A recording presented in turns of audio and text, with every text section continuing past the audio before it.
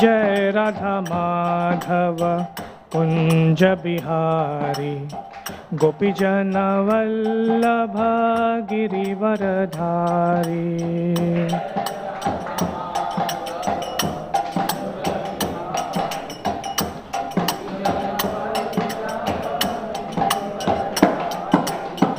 यशोदानंदन ब्रज जन रंजन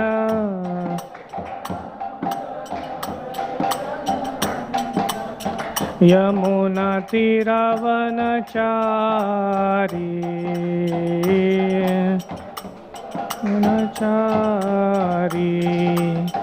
हरे कृष्णा कृष्णा कृष्णा हरे हरे हरे राम राम राम हरे हरे।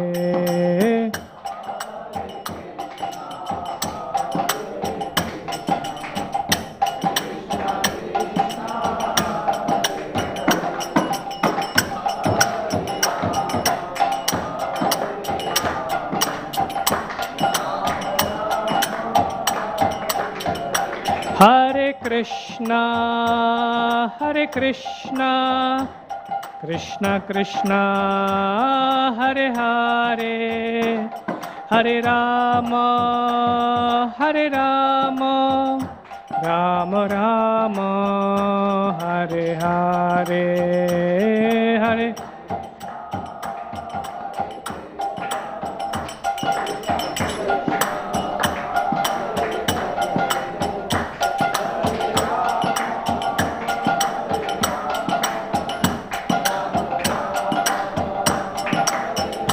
जय जय प्रभुपाद प्रभुपाद प्रभुपाद जय जय प्रभुपाद।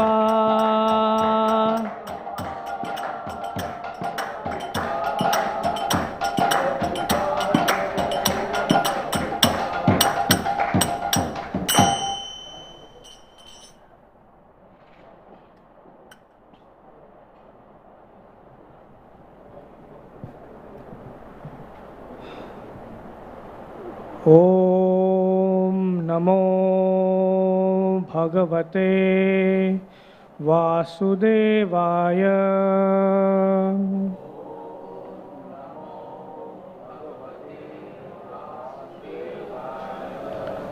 ओम नमो भगवते वासुदेवाय।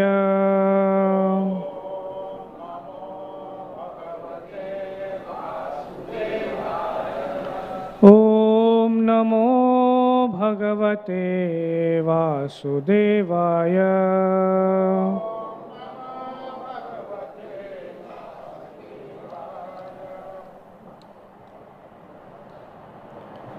We're reading from the second canto, chapter 8, verse number 1.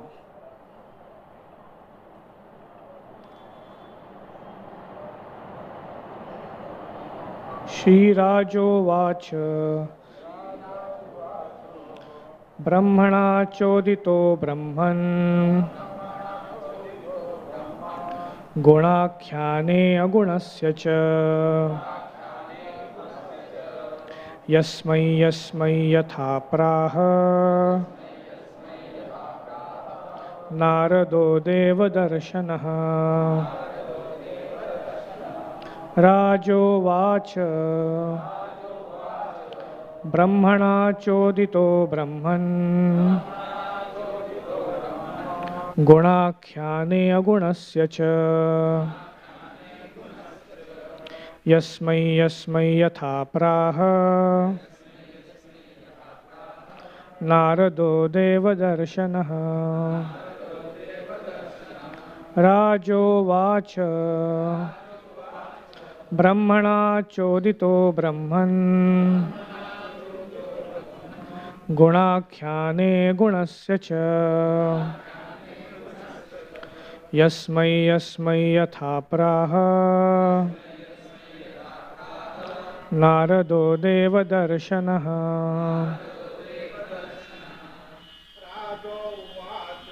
राजोवाच ब्रह्मणा चोदितो ब्रह्मन् गुणाख्याने गुणस्य च यस्मै यस्मै यथा प्राह नारदो देवदर्शन राजोवाच ब्रह्मणा चोदितो ब्रह्मन्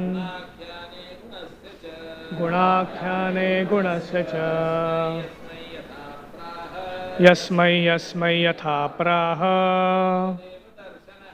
नारदो देवदर्शनः राजोवाच ब्रह्मणा चोदितो ब्रह्मन् गुणाख्याने गुणस्य च यस्मै यस्मै यथा प्राह नारदो देवदर्शनः Mothers, Mataji, anybody? राजोवाच ब्रह्मणा चोदितो ब्रह्मन्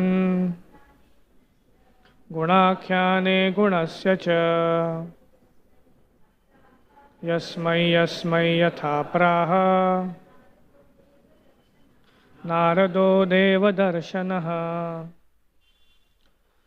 Raja, the king, Uvacha, inquired, Brahmana, by Lord Brahma, Choditaha, being instructed, Brahman, O learned Brahmana, Shukadev Goswami, Gunakhyane, in narrating the transcendental qualities, Agunasya, of the Lord who is without material qualities. Cha, and Yasmai Yasmai, and whom? Yatha, as much as. Praha, explained. Narada, Narada Muni. Devadarshanaha, one whose audience is as good as that of any demigod. Translation and purport by His Divine Grace, Srila A.C. Bhaktivedanta Swami Prabhupada. Srila Prabhupada ki jai. King Parishit inquired from Shukadev Goswami, how did Narad Muni, whose hearers are as fortunate as those instructed by Lord Brahma, explain the transcendental qualities of the Lord, who is without material qualities, and before whom did he speak? Purport. Devarshi Narad was directly instructed by Brahmaji, who was also directly instructed by the Supreme Lord. Therefore, the instructions imparted by Narada to his various disciples are as good as those of the Supreme Lord. That is the way of understanding Vedic knowledge. It comes down from the Lord by disciplic succession. And this transcendental knowledge is distributed to the world by this descending process. There is no chance, however, to receive the Vedic knowledge from mental speculators.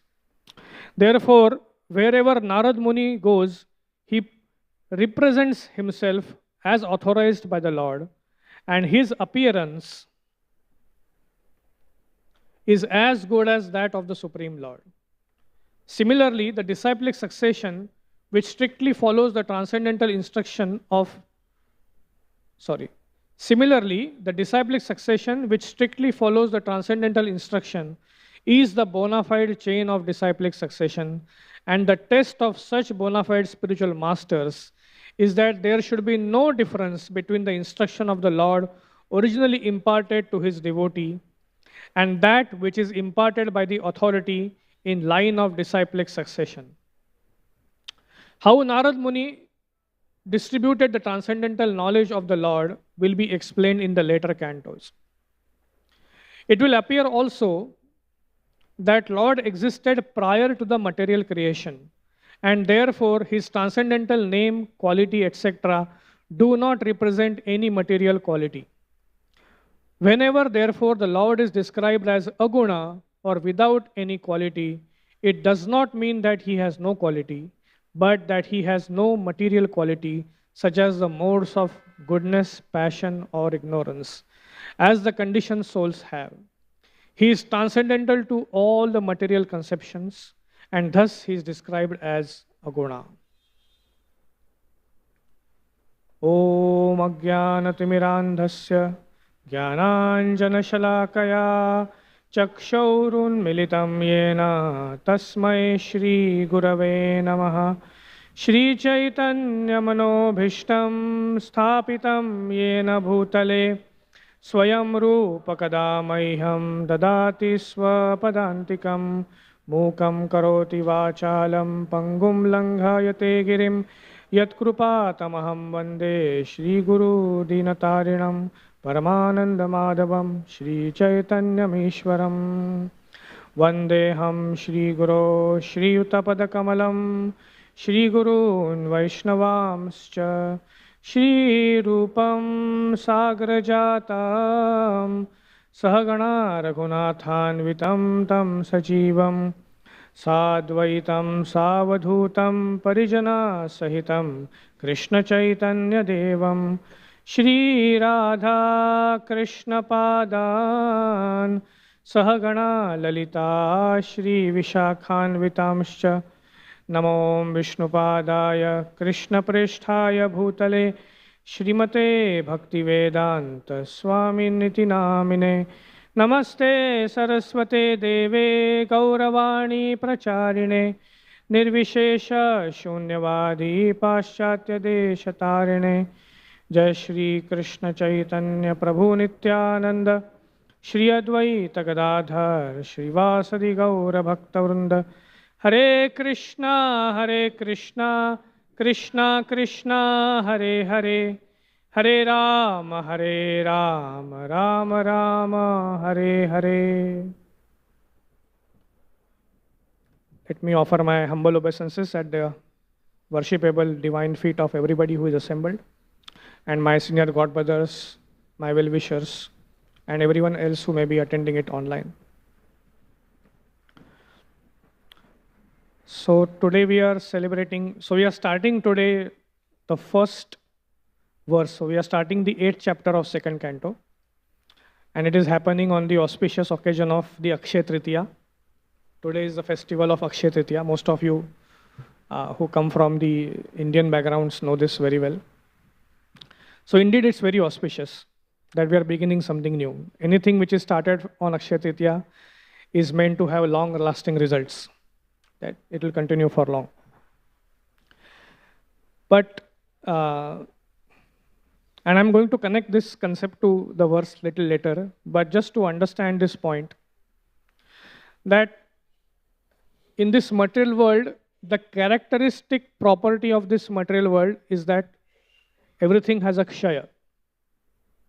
That means everything decays. We know that everything in this material world goes through the 6 changes. And you can see it. It happens with everybody. There is first one who takes birth. There is that means a creation, initial birth. Then there is growth. So it grows.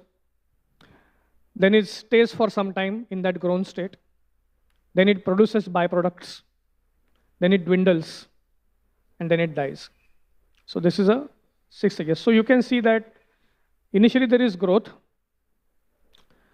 But after that, there is again dwindling. There is producing byproducts. Even when you produce byproducts, actually there is some sort of akshay which is happening to you because things are coming out of you. So now you need to spend for them. You need to work on them. Most of the people who are well-off people, you go to them and you ask them that, why don't you have children? They say, no, we cannot manage them. So I just wonder, I mean, my father would hardly get salary which may be like 1/4 of my salary, or maybe 1/5 of my salary. And he was very happily able to support me, and he wanted to have another kid. Didn't happen, but he was very happy. And I see my colleagues who are almost like earning 4 times, 5 times that what he was earning. And I say, why don't you have a second child? I said, no, no, no. How can I maintain that child? So the fact is that even in that production of byproducts, there is kshay. And definitely there is dwindling and then there is death. Right? So everything in this material world has a kshaya. It goes on dwindling. So how can we celebrate Akshay Tithiya in this world when everything is actually dwindling? It doesn't make any sense. So you may say that, okay, if I just have 50 rupees with me or 100 rupees with me, then if I just don't spend, then that 100 rupee grows. I put it in the bank maybe, and that I'll get some interest on that. But we see that there is something called as inflation, right? Because the value of that 50 rupees after, say, 1 year is 50 into 1.06 because around 6% inflation. Whereas the bank only gives you 4%. So that 2% share has happened in that 100 rupees also. Now somebody may say, oh, I will put my money in stock market, which will give me 12% return, 13% return. I'll beat the inflation. But even that 12% return, why the stock market is giving you? Because you are willing to take the risk that one day it will all become share and it will become zero. Because you are taking that risk, that's why it's giving you 12%. So that 12% is also based on the complete understanding that one day there will be a complete share of this. Right? So everything in this material world, there is a kshaya. Right? It is ultimately. So how then can we celebrate Akshay Tritiya in this world? That is the first question. That means we need to understand the concept of Akshay very nicely. Right? So let us try to, I had to try to gather some scriptural evidences just to understand in full, in comprehensive way, how do we understand Akshay, the concept of Akshay. So of course, one thing that we have established that becoming Akshay is impossible. Right? It is not possible in this material, not possible. Now, whenever you speak this in front of a materialistic person, that something is impossible. And typically those who are motivational speakers, influencers, they always come back and say that, even impossible says, I am possible. You must have heard this, right? Now, it's very nice to hear, even impossible says, I am possible. But just like we were here discussing in the previous section, you may say so many things that I am possible or whatever. But tell me the process of how it is possible. You cannot just say that even impossible says I am possible. Okay, nice to hear, good for me. But how? Tell me how. So there is a very nice, and you must have noticed this, it's there in Bhagavad Gita.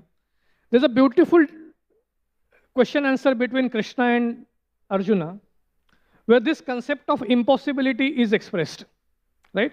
So all that this wonderful verse, I think it comes in the first or in the 6th chapter, after Lord Krishna explains the entire process of Dhyana Yoga. Arjun says, Chanchalam hi manak Krishna, pramathi balavad drudham, tasyaham nigraham manye, vayor iva sa dushkaram. So dushkaram is impossible. So Arjuna is saying that for me controlling the mind is as impossible as controlling the wind. Okay. Now, understanding the position of Arjuna, we all have this, many times this has been spoken. When Arjuna was in the heavenly planets, Urvashi, who was the most beautiful damsel, she actually went to him, approached him, and openly proposed to him. And it was not like just go on a date. Sometimes people nowadays, they say, okay, can we go on a date? She was not asking for dating. She openly proposed for a complete union. It was not just, okay, let's go out on a date. And she's the most beautiful person. And Arjuna was able to, very respectfully avoid that circumstance. He was able to say, you are just like my mother. The worst thing happened after that. So because he treated her as mother, she became very angry. So Arjuna is able to control his lust, but she is not able to control the lust. So the lust has now become into anger. And she cursed Arjuna, saying that because now you are disrespecting me like this, I curse you that you will become a eunuch. Right? And Arjuna used that curse very intelligently during the Agyatwas of the Pandavas, where he actually became Bruhannada. And in my humble opinion, this becoming of Bruhannada is much, much more difficult to control than actually controlling lust. I mean, all of you, those who are, because you see, eunuch sometimes is a word, it is used as a bad word in Hindi language, People may say, are you all becoming eunuchs, that you are not able to perform anything? No, you must have seen a specific Hindi word. I don't want to produce it from Vyasasan. But the people use that word as a bad word, as a gali. So everyone who is like a kartrutvavan, a well-accomplished man, for a minute close your eyes and then imagine that you have become a eunuch. I mean, when I do this, I cannot even open my eyes after that, because I say, it's not possible, right? But he became like that, and very wonderfully, from that eunuchness also, he created Parakram after that. And we know all the story, but I don't want to go into details. So now that person who can, because Krishna in Bhagavad Gita also says, right, for somebody who has become very famous. So Arjuna is a very manly person. He is very famous. And if you read Mahabharata, if you read even Bhagavad, practically any kingdom Arjuna goes, the princess of that kingdom falls in love with him, proposes to him, he gets married. And there are 2 or 3 stories like this about Arjuna. So for such a person, you can imagine becoming a eunuch. So Krishna in Bhagavad Gita says, Sambhavitasya cha akirtir marnad atirichyate. For one who has become famous, infamy is worse than death. That sort of mental trauma, he is able to control very nicely and shine through it. And he is saying that it's difficult for me to control my mind. Right? Now, after he says that it is difficult for me, Krishna also doesn't immediately, he doesn't say, Arey, kya yaar? You have controlled your mind in Urvashi, you have stayed in Agyatwas as a Bruhannada, and you are saying that you are not able to control your mind. He didn't say anything like that. Krishna is a very, very sensitive spiritual master, says, Asamshayam Mahabhava. I agree that it is impossible. He says, but there is a process. What is that process? Abhyasena tu kaunteya vairagyena cha gruhyate. Right? Actually, this shloka which Lord Krishna speaks is not just about controlling the mind. This process which Krishna has given, Abhyasena tu kaunteya vairagyena cha gruhyate, is a universally time-tested formula for achieving anything in life. You can just think about it. Anything which is impossible, there could be so many things impossible. But abhyasena tu kaunteya vairagyena cha gruhyate. Right? Now, Krishna speaking this verse has even much more importance. Because there is a very common saying that practice makes one man perfect. Right? So abhyasa, Krishna is talking about abhyasa. Anything which is impossible, right? But if you do abhyas, it is possible. Like Prabhuji is an expert mridanga player. Whenever I see him playing mridanga, I say, how can he play something like this so beautifully? But the hope is this verse, abhyasena tu kaunteya. Because abhyas kiya hai na, itna time se practice kiya hai.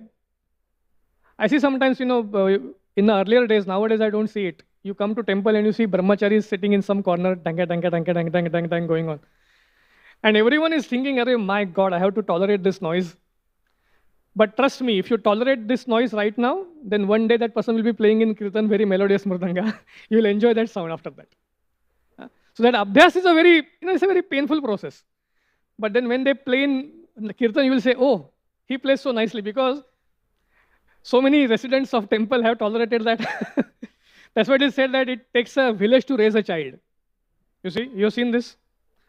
So it takes a temple congregation to raise a mridanga player. You can say like that. Because he can be doing tang in some corner for a long time. So that's how it is. Abhyasena tu kaunteya. But Krishna speaking this verse is even more important. I came across one LinkedIn post. So there is a nice mentor. I learn from him a few technological things. And I follow his LinkedIn posts sometimes. He made a very wonderful point. Now, this is not coming from scripture. Maybe it has some origin in some scripture, but it made so much of sense to me. So somebody had posted this point that, practice makes a man perfect. And an example was given that, an expert archer, you will see. So 2 two incidents are given. An archer shoots an arrow, and an experienced archer shoots an arrow. And then you see both have same, because both have shot right in the bullseye. Both arrows are same. And then the camera goes in the background. And it shows that the neophyte archer who has shot in the bullseye, his arrow has gone only like a centimeter deep inside. But an expert, experienced archer, his arrow has gone like almost this much inside. And then it says that, there is no substitute for experience. So practice makes man perfect. So to that picture and to that video, this person replied, and he made a very nice point. He said that, I don't fully agree that practice makes a man perfect. He said, because you may be practicing something wrong for a long time. And ultimately it will result in a wrong result. Right? So practice doesn't make a man perfect, but perfect practice makes a man perfect. There's a difference. So what is the difference between perfect practice and wrong practice? That is, you have a mentor, a guide who is actually observing you on how you are doing your japa. Sometimes you see, Radhanath Swami Maharaj, he sits in that corner there, and everyone sits around him. And you may be, slack in your japa, looking here and there little bit. But the moment you look at Radhanath Maharaj, and suddenly you see that he's from the glance of his eye looking at you like that. And he may not be looking at you, but you feel that. And immediately you go, oh, okay. Hare Krishna, Krishna Krishna, Hare. Right? Now, existence of a guide who can correct you is very important. To the extent that I was remembering this, now I don't know how much bona fide it is. I had a book with me called as Tukaramanchi Gatha, like this Marathi book. It's about all the abhangas of Tukaram. So I was reading through some introductory pages of that. And then it mentioned there that there is a discussion, there's an argument between who is really the spiritual master of Shivaji Maharaj, whether it is Tukaram or whether it is Ramdas Swami, like that. And that researcher, he makes a point. He says, actually, when Shivaji Maharaj expressed the desire of accepting Tukaram as spiritual master, like he wanted to be a disciple, Tukaram told him that I will not be surviving for many days in this world. So you need a living guru who can correct you. And therefore you go to this person called Santa Ramdas and he accepts initiation from him. So it's written in that. Now I don't know if it's bona fide or not bona fide, but I like that statement very much. That you need somebody living who can actually correct you. So that is the difference between wrong practice and the correct practice. So perfect practice makes a man perfect. Right? So one aspect is very clear that yes, you can achieve something which is impossible by practice, but the second thing is vairagya. The second thing is very important, that is vairagya. And that vairagya can be understood from various angles. But there is one angle which Srila Prabhupada mentions in one of the purport. And that angle of vairagya is absolutely fantastic. And I just wanted to explain that aspect in front of you. And I'll just read out that purport. So again from Bhagavad Gita. And of course, this particular point struck me because I was studying this lecture of Bhakti Shastri by Gaurang Darshan Prabhu. He brings out this point very well. So this is the shloka, Kim no rajyeno govinda, kim bhoger jivitena va. It is in Bhagavad Gita. So Krishna is addressing, Arjuna is addressing Krishna as Govinda. And just see what Prabhupada says here in the purport. So here we get the first hint of how this Abhyasa and Kaunteya gives you an entrance into the Akshay concept. Right? And then we'll go a little further. So now let's just see what Prabhupada says. This is the beginning of the purport. Prabhupada says, Arjuna has addressed Lord Krishna as Govinda because Krishna is the object of all pleasure. Pleasures for cows and the senses. So Krishna is the object of all pleasures, pleasure for cows and the senses. By using this significant word, Arjuna indicates what will satisfy his senses. That is his own senses. He is saying, although Govinda is not meant for satisfying our senses, if we try to satisfy the senses of Govinda, then automatically our senses are satisfied. Materially, everyone wants to satisfy his senses. And he wants God to be the order supplier of such satisfaction. The Lord will satisfy the senses of the living entity as much as they deserve, but not to the extent that they may covet. But when one takes the opposite way, namely, when one tries to satisfy senses of Govinda without even desiring to satisfy one's own senses, then by the grace of Govinda, all desires of the living entity are satisfied. Right? All desires are satisfied. So just by satisfying the senses of Krishna, all living entities just are satisfied. What is Prabhupada trying to say here? Prabhupada is saying the Vairagya, what is that Vairagya that is highlighting? The Vairagya is our own attachment to our own idea of how we want things to happen. Right?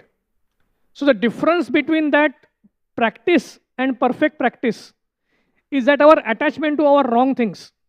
Because you may be attached to doing that in that wrong way because that wrong way is very comfortable for you. You know, you can have so many examples of this, but because you just like that specific wrong way, because you like it. And therefore some devotee comes and says, Prabhu, not like this. Please change it. Right? Now we don't say it in ISKCON, but try to speak this to a small child. That don't do it like this, do it like this. First thing that he will say, but I like it like this. Right? Immediately they will say, but I like it like this. Why are you telling me no? So what is it, that thing which is stopping you from the right practice? Is that an attachment that I like it like this? So the whole perspective of Bhagavad Gita is Arjuna is saying that I like it like this. I like to be very compassionate. I like to not fight at this moment. I like to let go of my kingdom and let Kauravas enjoy it. I like it like this. So Krishna says, no, I don't like it like that. I want you to get up and fight. That is what I like. So Arjuna here has to give up his liking and accept Krishna's liking. That is his entrance into the perfect practice. If you just do that one small thing, that small vairagya, कि ठीक है प्रभु जी आप कह रहे हो ना, I like it like this, but let me do it because you like it like this. Now, what's the problem? You know, and then just see the difference. Just see how it works. Like sometimes you may be traveling in a bus, very crowded bus, right? And you are like standing half an hour, 45 minutes in that bus. The bus is in the traffic jam, so it is giving you those moments. And one person gets up and you feel, oh, I got a place to sit now. And you immediately sit there and you say, ah. And you look here and there, so happy. And suddenly one pregnant woman comes inside the front door. And then you're looking at everybody who is getting up now for giving place to that pregnant woman. And nobody gets up. Right? There was a joke which I read some time back. Just slight diversion. Because sometimes it could be very boring to just hear philosophy. So little bit of humor. There was one lady who was interviewing a person sitting on the bus stand. So she went and said that we are doing one survey of how men are accepting women in the phase of life. I said, yeah. So would you like to answer the question? He said, yes. So he says, if you are sitting on a seat, on your own seat in the bus, and a pregnant woman comes in, will you get up from your seat? He looked at her and said, no, I will not get up. And then she said, what? Then she said, no. What I'm trying to say, that she has come inside and nobody else is also getting up. Will you get up from your seat? He said, no, I will not get up from my seat. Then he says, but she comes to you and says that, please get up, I want this seat. Then will you get up? He says, no, I will not get up from the seat. Then she becomes so disturbed. She looks at the cameraman who is recording the interview. She says, just look at this man. He's insane. He's rubbish. He's not ashamed of himself. He's talking to a woman like this, and he's having a seat. He will not get up. He said, oh, madam, I am a bus driver. So I will not get up. So that just a humor. But when you are sitting in the bus and that pregnant woman comes in, and you may be looking at others who are willing to get up, just try doing this. Just get up and let that person sit.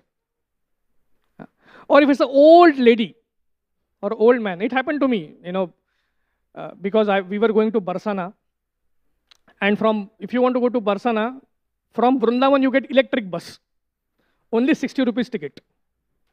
And I was like, wow, 60 rupees ticket, electric bus, Yogi ji has started, I have to take it. So we all went all the way to the stop. So we spent some 55 rupees on the electric rickshaw to go from our hotel to the main bus stop so that we get a place to sit. And within 2 or 3 stops, these elderly Vrajavasis, they come inside and they start looking at you.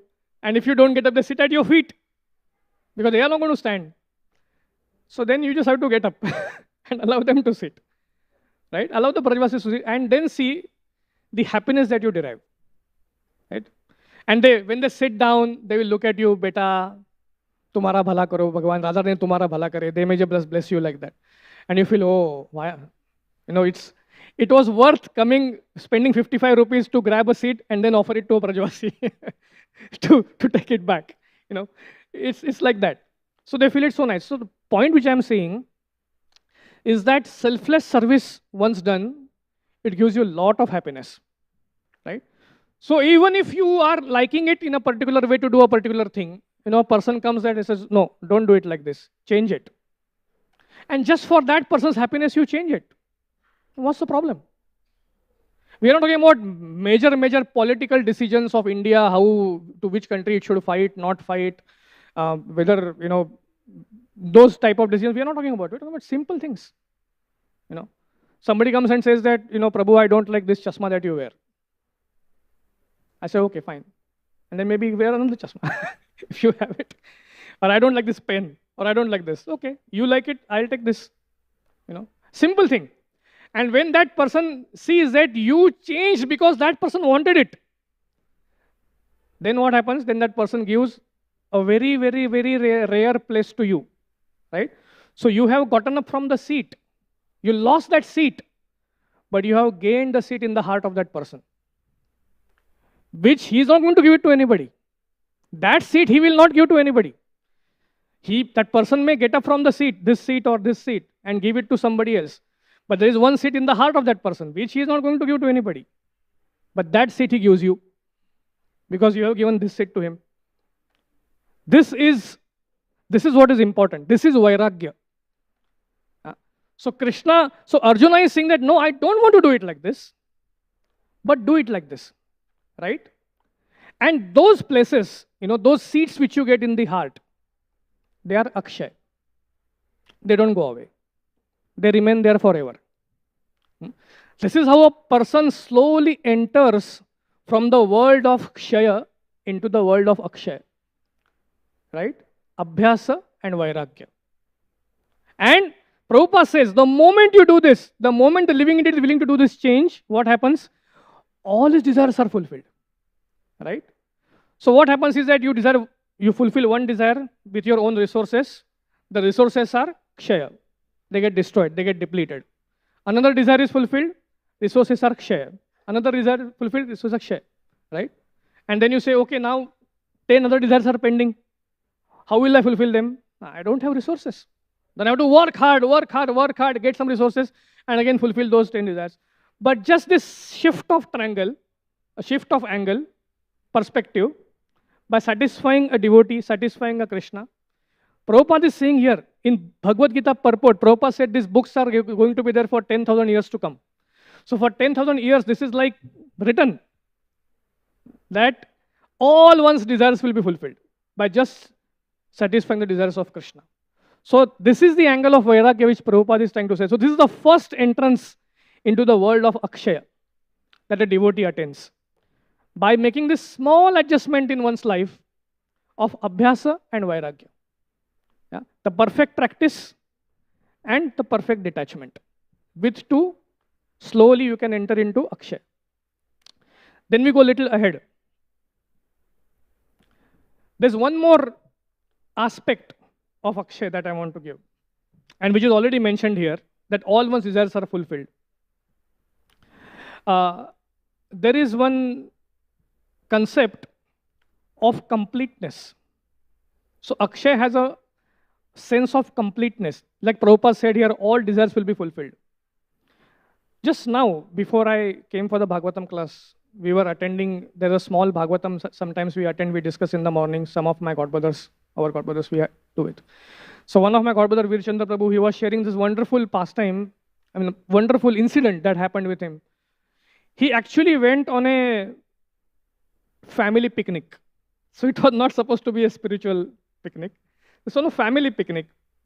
But he wanted to spiritualize it, so he sort of went to first Udupi. Right? He said, but the amazing thing is, in Udupi, as soon as we landed, he said, I was surprised that in Udupi, they don't follow Ekadasi. So he said that, nobody is having Ekadasi. So he said, I was having problem in finding Ekadasi food. And there were children with me. So difficult where to find. So he typically just looked at and he said, ISKCON temple near me, Google. So he found an ISKCON temple. So in Udupi, he had to find an ISKCON temple. He went to the ISKCON temple and then there was nice prasad. And he said, I found some of the senior congregation members of our temple there. And he said, I see those senior congregation members so many times. I see them in temple, I see them in yatras. But I never felt that has a kind of happiness. But in that place, to see them, I was so happy. And he got his Ekadasi food there. Then they were supposed to go on a picnic, so they went to one resort. And again, the thought came to his mind, but in this resort, where will I get prasad or a properly cooked sattvic food? I have to make a compromise. I have to tell the cook, make it like this. The cook does not know how to make it like that. So many problems. He said, I went to the kitchen and I saw one devotee from Nadia. He was a Bengali. And he had like all the Vaishnav symbols and everything. And he said, Hare Krishna Prabhu in his Bengali way. And he said, okay, I'll make for you whatever you want to. And he, for all 3 or 4 days, there was this Nadia Navadvip Vasi cooking for him. And then when they left, they went to Mangalore. And again, they came across the ISKCON temple. He said, when I landed in that ISKCON temple in Mangalore, he said that devotee was taking rest, brahmachari. And said that the whole temple is maintained only by 2 brahmacharis, the entire temple. And he said, I went and I said, Prabhu, he immediately got up. So very alert devotee. He just immediately got up. And he said, yes, Prabhu, how can I serve? So he said, Prabhu, is there anything prasad? I know it's like late, 3 o'clock, but... And he said, okay, how many of you are there? So there's 6 of us. He said, Prabhuji, we have finished our prasadam and everything, but still I'll go to lunch and I'll go to the kitchen and I'll find out. So he jumped into the kitchen and he got everything that was there. And he said that whatever he got was enough for 6 people completely. So what I realized, that behind this concept of Akshay, there is this understanding of completeness. That means, what does Krishna say? Like, Tesham Nitya, sorry, what is that verse? Yogakshemam Mahamyam. What is that? Ananya Shintayanto Mam Yejana Paryopasate. Tesham Nitya Bhiyuktanam Yogakshemam Mahamyam. So whatever is lacking in a person's life, Krishna keeps on providing it in an unexpected way. And that's what a person keeps on experiencing. So as a life, he's leading the life like a normal family man. Okay, I have my children, I have my family, so I need to go. I need to, do this picnic because I need to make them happy. But then I have my worries. Will I get a proper food? Will I? So yes, there is something lacking. Krishna is providing it. Okay. Yogakshemam Mahamyam. And again, something happens. Something is lacking. Krishna is. So Krishna makes it. So Prabhupada makes it very nicely. He says, the Lord will satisfy the senses of the living entity as much as they deserve, but not to the extent that they may covet. Right? But as much as you deserve, that much He is going to provide. Right? So Krishna keeps on providing. So then, as long as Krishna is providing you, whenever some need comes, Krishna keeps providing. Something happens, some devotee comes and help. Keeps on happening. Actually, let me tell you this, and we were discussing this some time back. This experience that some devotee comes and helps, or something happens like to you, this is actually Vaikuntha experience. So you may be thinking, I have never gone to the Vaikuntha spiritual world. And you read from the Bhagavatam verses about descriptions of Vaikuntha Loka, how the people there are. But I don't have any experience of myself, na. I don't know how Vaikuntha is. But when you get these experiences, you realize, oh my God, these are actually Vaikuntha experiences. Because that person is going out of his way without any desire of earning anything from you and helping you out. That means there must be something that this person is getting, some sort of happiness that that person is experiencing. I also want to experience it. So when you are sleeping there and another devotee comes, you may not be feeling like getting up, but you will remember this. That devotee did it, so now let me also get up and do it. Right? And in this way, it goes on spreading. The Vaikuntha atmosphere goes on spreading. This is the positive inspiration. So this is the fact. This is the Vaikuntha atmosphere. And then you don't have to convince a person that God exists. Because a person is experiencing Vaikuntha every day in life. Because, yeah, I know. Devotees are like this. I know this is how what I experience. They always go out of their way when they help me. This is what has happened. And no, I always things on keeping. So what is happening is, in live experiences, so then there is no need of preaching also. There is no need to put the person, okay, हाँ अभी ये तुम ये करो वो करो, ये courses करो वो courses करो उसके बाद ही आपको मिलेगा. No need. The person is experiencing lively, so he's not going to deviate from the process. So that is the solution, right? So this is the concept of Akshay. So there's a completeness, and because Krishna keeps on providing it, that's why actually it becomes Akshay. It never goes away. And then the final part that I wanted to mention, and then we can come to this verse again. There's one more side of Akshay from living entity's point of view, right?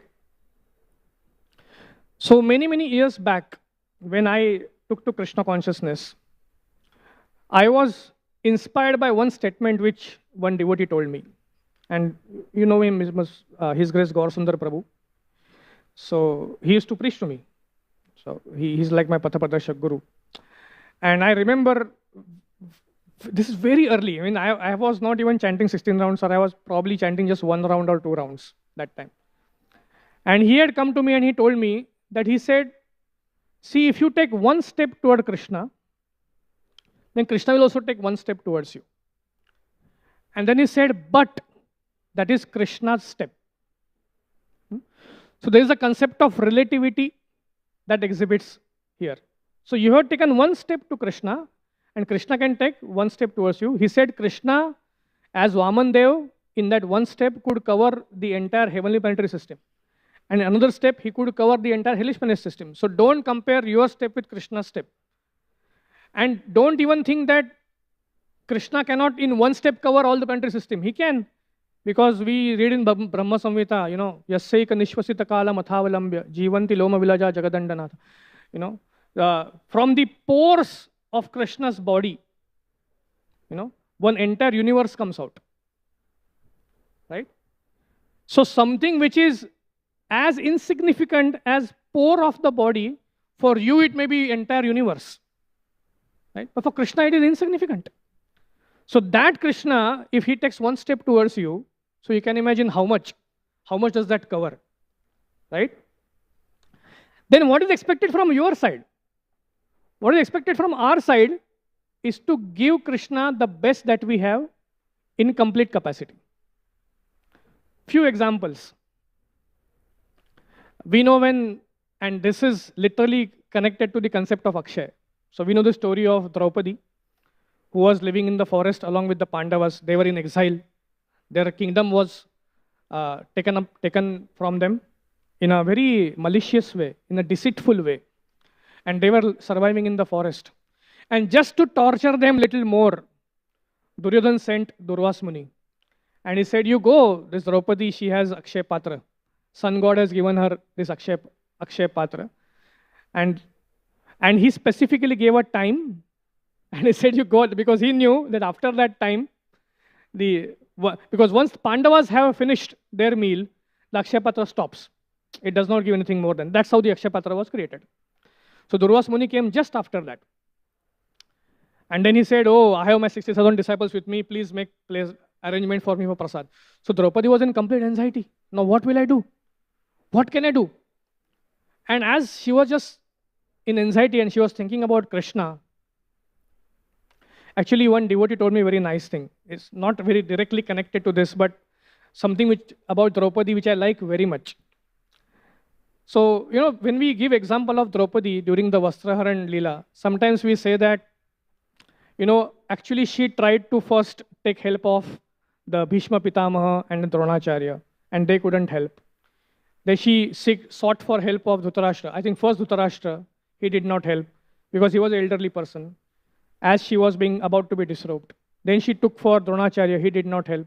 Bhishma Pitamaha, he did not help. Her husbands, they had become slaves, so they could not help. In that desperation, then she raised her hands and chanted, Hey Krishna, Hey Govinda. And Krishna came and helped. This is the typical example given. So you may start taking shelter of things which you feel will protect you. But in that complete desperateness, when you take shelter of Krishna, but actually it's not like that. The one devotee told me that I think this is written in one of the bhajans of a saint. I think this is in this, which Prahlad Prabhu sings that stotra. Govinda Damodara Madhaveti.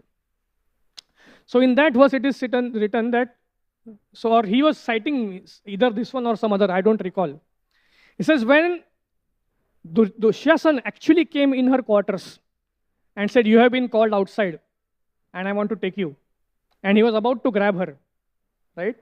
The first thing that she said, don't touch me. She said, because Krishna is my friend.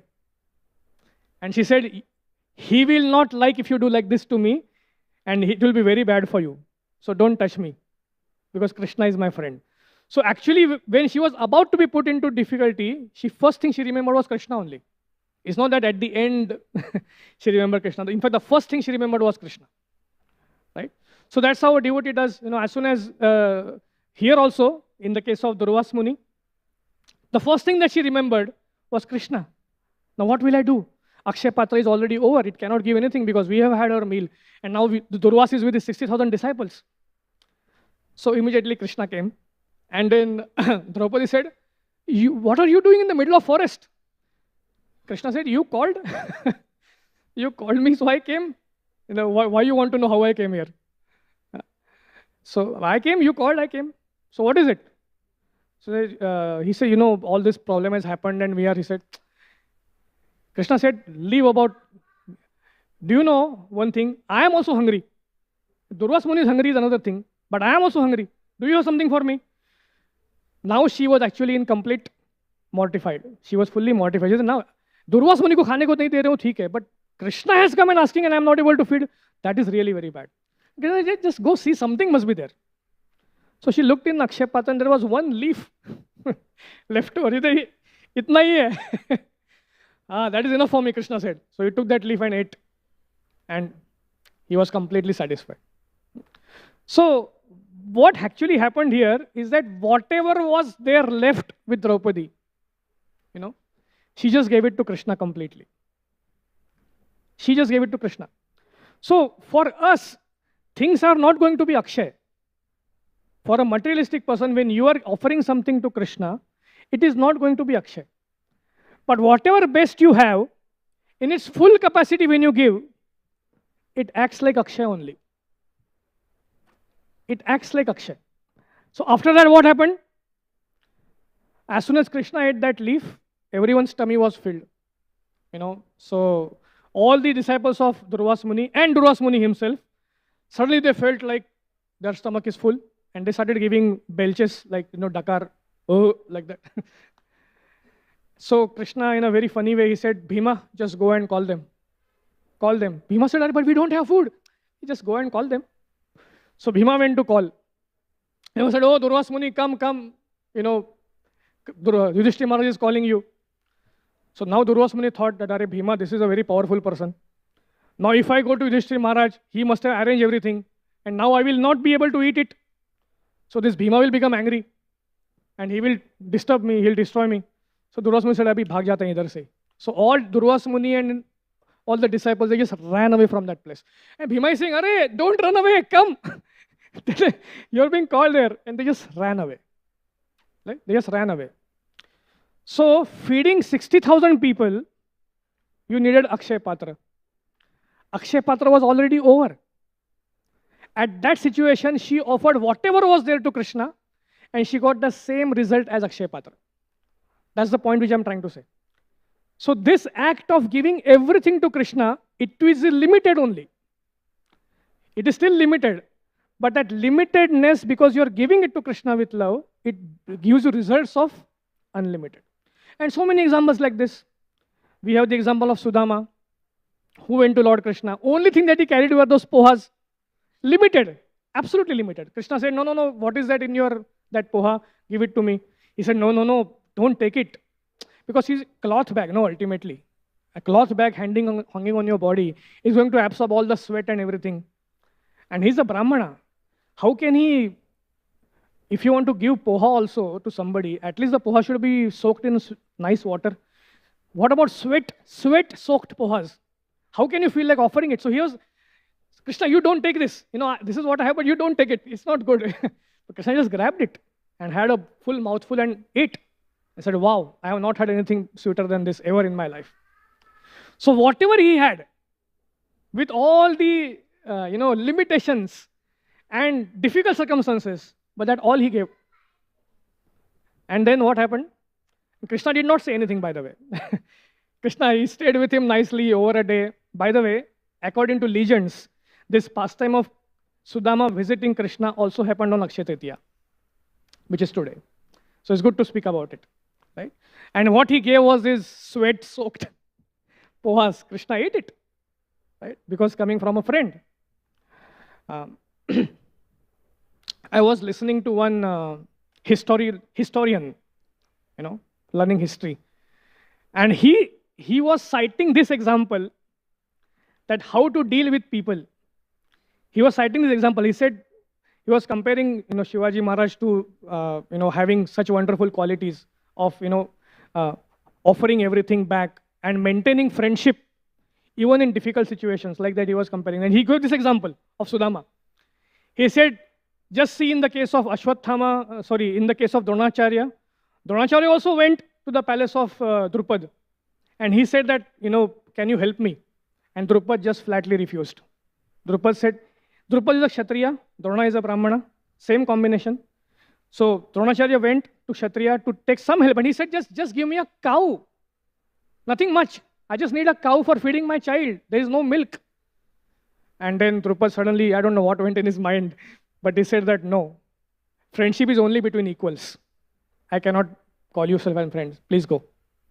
And here Sudama goes, again a Brahman, and Krishna as a prince is a Kshatriya. He goes, Krishna did not say that, friendship is between equals. He accepts that sweat-soaked poha, eats it, and then because, he has given everything, so he is also so happy. And the whole night they discuss wonderful pastimes, and Krishna does not give him anything, right? And he also doesn't ask. And then as he's going back, Sudama starts thinking, yaar, Bhagwan ne to kuch diya hi nahi. Aur maine kuch manga hi nahi. My wife sent all the way here not to give pohas. She sent me here to ask for something from Krishna. And I ended up doing something else only. And didn't complete the mission. And as he was thinking like this, and when he came back to Porbandar, the place where he belonged to, Dwarka to Porbandar, he came back and he sees this wonderful palace. This concept of Akshay manifesting. For a small thing which was given, this Akshay thing completely manifested. And then his wife came to receive him and he could not recognize that it's his wife. He said, what has happened to you? I said, all of a sudden this happened. And then in the heart he understood. It is Krishna's desire. He has fulfilled his desire. And of course, Acharyas give very wonderful meaning and additions to this. But another wonderful example is this fruit-selling vendor who went to Vrindavan, right? So Krishna asked for fruits. And then Krishna said, okay, I want all the fruits. So she said, okay, take all the fruits. No problem. And then she took this and then basket, and the basket was very heavy. And she looked at the basket, it was full with jewels and gems. Again, the concept of Akshay. Yeah, you give something to Krishna, Krishna gives you back Akshay, right? So something which is very small for you, limited, But when you offer it to Krishna with love, and you really give everything that you have, right? Like sometimes, you are in some yatra, some parikrama, and then a very genuine beggar, Brajavasi, he comes to you and says, please give me something. And you look at everything and you don't have really anything. All that you have is a 10 rupee, 15 rupee last left for you to take the rickshaw. And then you just empty your pocket and give that 15 rupees to him also, right? And you feel that, wow, at least I did something good in my life, right? You have experience like this? If such a moment comes to you, you should consider yourself very fortunate that you're able to sort of empty your pocket and just give it. Okay, take it. This is the last thing that I have. Take it. Or give it to some pujari who is asking for some donation. Just doing that. So, trust me, there is things which is Akshay waiting for you as the time passes. You will not realize it that moment, but in due course of time, Prabhupada says here, Krishna will fulfill all the desires. And one last point I want to say, there are people who do not want to offer everything to Krishna, right? Rather, when they see wonderful things that people are possessing who can be used in service of Krishna, they want to go and grab them. And that is also another event connected to Akshay. So who did like this? There was this king Kartavirya Arjuna who visited the ashram of Jamadagni Rishi. And Jamadagni Rishi had this Kamadhenu cow. And when Kartavirya Arjuna saw this Kamadhenu cow, he said, no, why should this Brahmana have it? I am the king. Everything in the kingdom is the property of the king. I will take this Kamadhenu cow. Right? And then he took this Kamadhenu cow. And then what happened? Parshuram had to go and... In fact, the Kamadhenu cow, I think, manifested and the armies came. I get confused between what happened with Vishwamitra and what happened with Jamadagni. Right? Ultimately, Parshuram Bhagwan went and he destroyed this Kartavirya Arjuna, cut off all his 100 arms. Parshuram Bhagwan is also born on Akshay Tritiya. Right? So in this way, in this Akshay Tritiya, we have to understand this fact that yes, just doing a recap of whatever we said, that in the material world, it is not Akshay. It is not going to happen. But abhyasena tu kaunteya vairagyena cha gruhyate. By perfect practice and by perfect detachment, it is possible. And that perfect detachment helps us to let go of our false ego and please Krishna. And through that pleasure that Krishna has, Krishna keeps on providing whatever we lack in our life. Yogakshemam Mahamyam. So you never experience the Akshay. And then there is concept of relativity, that something which is very small thing for you, for Krishna, from Krishna's point of view, it could be unlimited. And therefore, whatever little bit you offer to Krishna, Krishna gives you back Akshay. And then those people who don't want to offer to Krishna, in fact, they grab the things which Krishna has given to others for their own merits. Krishna has to come as Parshuram and then cut off your pride, basically, and then go away. Thank you very much. Hare Krishna. Granthara Srimad Bhagavatam ki jai. Srila Prabhupada ki jai.